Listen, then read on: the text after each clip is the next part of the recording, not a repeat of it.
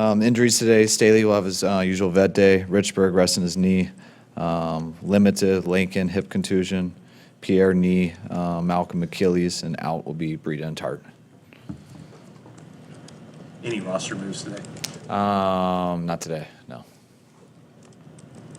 How will you, I mean, the thought would be you'd promote Peta to take Dakota's spot. Is that? Most likely. I know we're working out a number of practice squad guys, and I can't guarantee it, but that's definitely what we're leaning towards. We'll see how these next 2 days go. Did you guys know last week that Kyle was in line to be suspended with all the long snappers you brought in? Yep. And what have you decided to do there? And we didn't. Oh, who did we decide to sign? Sorry, I thought that was Al. Colin. What's his last name? Holba. Yeah.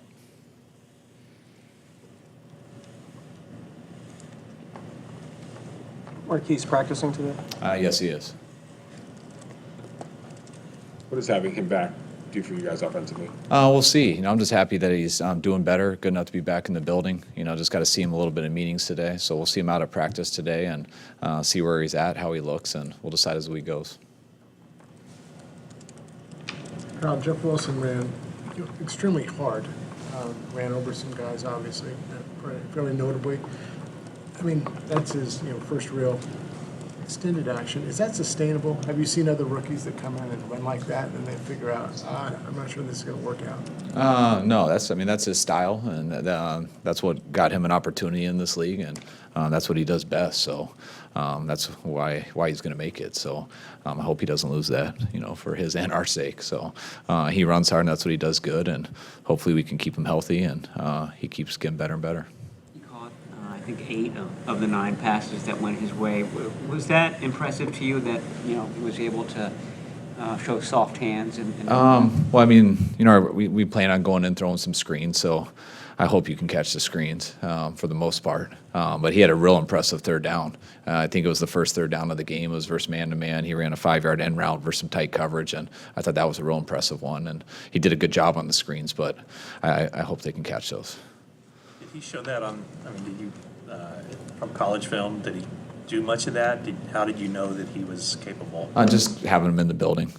We brought him here for his running ability. It wasn't a guy. He wasn't not bad in the pass game, but that's not what interests us. And but seeing him in practice and just working at it every day, he definitely is an option. Why move practice up this week, schedule-wise? Just to change it up. Sometimes change can be good for the guys. It's something that I really consider every 4 games, just the quarter of it. And I haven't done it here yet. I almost did it 4 games ago, but just the way the schedule fell, and I think it was right at the bye and the Thanksgiving or not the Thanksgiving, the Thursday night game. So I didn't want to change the schedule up at that time. But it's always nicer when you can get the players out of here earlier. The negative is you got to get them up earlier, which can be tough, and sometimes you got to yell a little bit more to make sure they're attentive in the early meetings because they're not all drinking as much coffee as the coaches are. But it's always nice for them to get out earlier, and it's a lot nicer on the coaches too because we get started on the next day earlier, which helps us get fresher when we do it and just makes the process move a little bit faster. You've already met this morning? Yes. Did you yell? I had to yell to wake up a little bit. It's guys get used to it, but seeing, I usually see the guys at 8, just seeing them at 7, their eyes were a little bit lower than usual. So they'll get used to it, and hopefully they'll be fresher just getting out here early too. What's the topic at this point in the season, coming off of that game, entering this game, that kind of makes you yell? What's that? What's the topic that kind of gets you going? Any topic. I'm not an actor. I react. I'm pretty natural. If I'm mad, you'll see me mad. If I'm not, you won't. No, I didn't yell at guys because I was mad. I was just, you come into a room that's an hour earlier than usual, and you can tell guys are trying, and you recognize it and make them laugh about it and make them scared. You're going to call them out if you see them sleeping, and so you make sure guys work a lot harder to fight through it. You have any favorite memories from your time in Denver while your dad was coaching there? All of them. It was a great time. I moved there 3 different times, but it was mainly, my whole life I moved a lot. I never lived anywhere longer than 4 years, but I've always gone back to Denver. That's moved to 2 different areas there, but that's where all my friends were growing up. That's where my wife's from, and it was real special being a part especially there in high school. Just, I moved back there my freshman year in high school after leaving there in sixth grade. And just going through that run in high school, they won their first Super Bowl my senior year in high school, which was real neat. And that was back when they didn't have wireless cords, so I was always the cord boy holding my dad's cords, which got made fun of a lot for it. But it was neat to be upfront and personal with everything. And I always, the last guy to hold cords for coaching the Super Bowl was me, if you want a good trivia question. After that Green Bay Super Bowl, they went wireless the next year. So I think they only won one more because they didn't have as good of a cord holder. That's what I always told my dad. But that stuff was really fun, and just being able to, even though you're not a part of it, you feel like it as a kid, and just being close with everybody and all the players and coaches was. I loved Colorado. Kyle, you had a reported 4-hour interview with the Broncos. Would that have been a difficult situation to be the head coach there with the history of your dad there? Yeah, I don't know. I mean, it was fun to interview there. I was definitely happy how it worked out. And definitely that was a much better situation for myself here. Not that was my choice or anything, but it was neat to interview with some of those guys. Guys like John Elway and Joe Ellis, and guys that knew me. They think they know me real well, and I knew them, but we knew each other as when I was a high school kid. And I used to go to John's house for Thanksgiving all the time when I was 5, 6, 7. When my dad was a quarterback coach. So, and then to see him kind of 15 years later, where I'm a little different than hopefully than I was then, and it was neat for us to spend some time together. And I'd like to say I made the decision pretty hard on him. I'd like to think that when I didn't think I had much a chance before, but no, I definitely am happy where I am, and I think it's definitely a better situation not being there and with my dad, and also it's my wife's home, that's my home, and I enjoy going back there to visit, but I like living where I'm at. When you got the phone call from them, were you expecting to hear what they said? Yeah, I was. I know a lot of people thought it, but I definitely never did. So I was surprised that it got close. Gut feeling, or just what people were telling you? Just gut feeling, just knowing the situation and just where they were at, where I was at. I never thought it was going to happen, but I knew there was a small chance, but I was never surprised that it didn't. Your dad has been mentioned, at least his name has been mentioned in conjunction with the Green Bay job. I don't know whether it's serious or not, but have you guys ever discussed that scenario where you would both be head coaches at the same time? Not really. I mean, we played against each other as coaches. I was a quarterback coach at Houston when I got to play when he was in Denver. But no, I didn't know he was being mentioned. I know he's retired, so they'd have to convince him very hard to come out of retirement. But no, my dad and I talk football all the time, but we don't really talk like that. Has he mentioned anything about wanting to do it again, or do you think that he's very much in retirement? I think that window's passed for him. I think he would have, I think after what he went through in Washington, I think it was, he still likes coaching and loves football. But I think he would have been interested in maybe a very good situation, but wasn't just going to do anything. And I think as the years have passed, now I think he's very content with where he's at and enjoying life and being a real good grandpa and annoying the heck out of my mom. Nick Mullens has started up. Well, go ahead. Well, I was going to say, does he annoy the heck out of you after games, going through games, or what?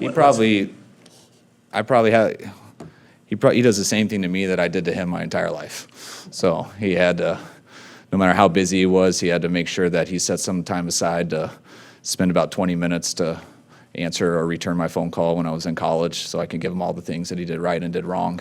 And he always took it. Now that I look back on it, he probably was watching film halfway listening to me the whole time, but at least I thought he was.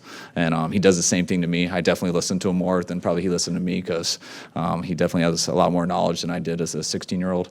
But no, it's having him as an asset is unbelievable. I mean, he's always been one of my closest friends, but he's such a good coach and knows it. And he doesn't work at it just because he's trying to do something. He works at it because he enjoys it, and he loves to watch it. And whether I talk to him about it or not, that's something he just does. You have an example of, using him as an asset? I mean, switching up the schedule, was that his idea? Anything like that that you've used the last 2 years that have come from him? Just throwing me on the spot, I can't think of anything specific, but I've gotten my style from him, watching him my whole life, and I'm definitely my own person. I think anybody who would tell you that, who knows both of us, I think us working together was great because it was my first time working with him, and so I got to really learn how he saw football, and he got to see how I was too, because he didn't really know what I knew, except what I would annoy him with on the phone. And being able to be with each other was neat because you don't hold much back when you're family. So sometimes he would tell me some things that I didn't like to hear, and I would tell him sometimes things that he didn't like to hear, and it was very constructive that way because sometimes you battle, but you both get better from it when you respect each other and you can be brutally honest, and that's why I think we helped each other a ton working together. I always want his opinion, and he always has an opinion, but he gives it to me on everything. You're relatively, you like the paranoia. You're for an NFL head coach. You're fairly open. Does your dad ever say, "What are you doing"? No. No. Okay. No, I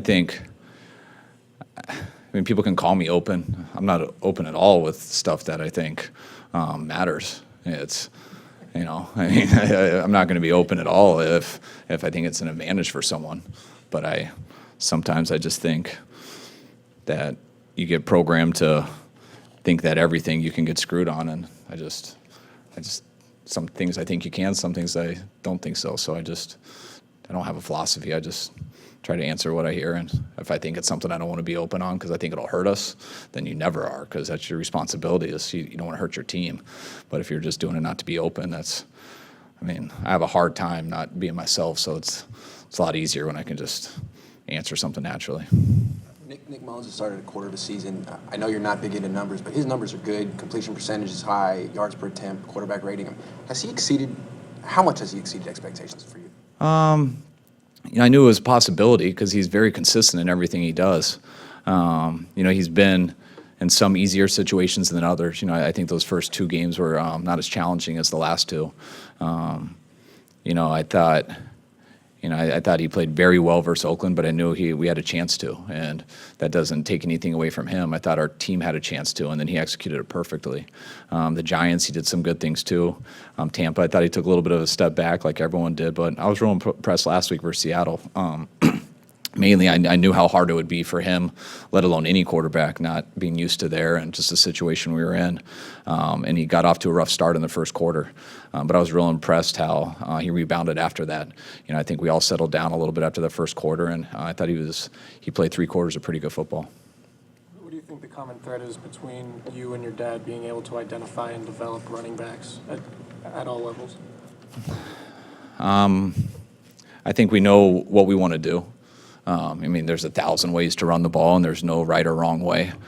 Every way has been successful, and some ways that have been successful, you get different personnel, and it's not successful. But so a lot of people just try a lot of things. I think that is, just growing up watching the Broncos over the years. That's why all I saw was Terrell Davis and outside zone and stuff. So that's what I saw in football. But I went to Tampa Bay. We didn't do that at all. For the 2 years I was there, I learned a lot of other stuff. I went to Houston after that, which we did do it, but we weren't very successful at it. I think we were ranked 30th. My last year there in the run, and then getting with my dad in Washington, it was neat because. You expect to hear all the secrets and stuff. It's, all right, teach me it now. I've been watching, what are the secrets? And you start to realize there's not a ton of secrets. It's commitment to something. It's just being detailed, and it's working at it, just doing it over and over and getting good at it, to where, I saw it differently than him. But we still saw the same run play, but there's still subtle differences because you see it a little bit different, and you coach a little bit different. But I think the thing that we've learned is we know what we want, and when you're consistent with that, you know what it takes to be good at it, so you know what you're looking for. What did you like most about Mullens' performance against Seattle? Just that he rebounded from, played under a lot of duress in that game, just with the noise, with the score, with the pass rush, and to start out struggling and things not going right, and to calm down, and I thought he played a pretty good game. Do you think he has what it takes to become a starter in this league? I don't know. Being a starter is, he's got command of the offense. I think the game's not too big for him, but, I'm not going to go there yet. What's your assessment of this Broncos team and what it's going to take to maybe spoil their playoff hopes? It's very similar to last week. They're running the ball extremely well. They're getting sacks on defense and they're getting turnovers. So that's a very good. That's a very good winning formula. You know, you look at our game last week. We lost turnovers 3-0. I think we had 3 yards of carry. I think they had 6. You look at those 3 stats. It's very tough to win. And now we're playing a team who's very similar to that. A team who likes to rush the quarterback. A team who gets turnovers, and a team who runs the ball. So it's not the exact same as Seattle, but those methods on how they've been winning is. So I really think it's important that we run the ball better than them, and that we get some turnovers and we protect the ball. Obviously, pass rushers have always been kind of a premium position. With the way the league's going now, and you see the number of points that are put up where maybe 1 or 2 big plays by an edge rusher can change the game, do you think that emphasis is growing even more than it has in the past? No, I just think people talk about it more. It just gets more recognition. I mean, pass rushers all the time change things. I mean, you look the best defenses of all time that I can remember. I mean, you know, the Baltimore defense, I mean, they had a pass rush. You know, you go to the Tampa Bay defense, they with Simeon Rice and Warren Sapp, they had a pass rush. You look at all to the teams that have gone to the Super Bowl based off of defenses. Seattle, you know, they all do a pretty good job. You go back to the days that Indianapolis won it with Peyton. I mean, what was their defense when they played Tampa too? You know, they had Freeney and Mathis on the edge. They had pass rush people.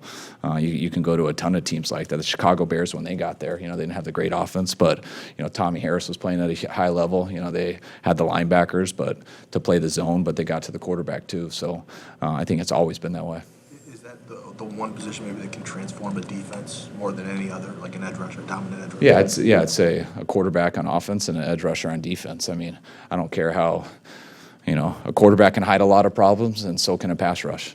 You know, you can do different things in coverage. You can be more aggressive. You can have some holes and some vulnerabilities that you can see as a coach. And there's lots of stuff you'd like to try versus some of these coverages. And a lot of people will come in and draw up on the board, and it's like, man, that's great. Have you watched the end zone copy yet? It's what's going to take. I know he'll be open, but our guys' helmet's going to be rolling on the ground by the time we try to throw it. So that's all those type of things that go into account. And the more big plays you can try, no matter what happens, you're eventually, if you get them off, you're going to score some points. And pass rushers can eliminate all that. Last one, guys. All the success of your guys' running backs throughout the year. I mean, how much of a testament is that to Bobby Turner, and I guess what every day impresses you most about working with him? Bobby just has dedicated his life to being as good as he can be at studying and coaching running backs, and I have more respect for Bobby Turner than anyone I've coached with. I mean, every day he's the same. He loves his guys. He works them. He holds them accountable. Anything you ask Bobby to do, he's going to do his job and be very good at it. And you don't have to ever worry about Bobby. He's gonna. You might give him 30 running backs to look at in the draft, and he's going to look at 200. He doesn't want to miss on anyone. So I always feel very fortunate to be able to coach with Bobby, and he's helped us out a ton in that area. All right. Thanks, guys. Thank you.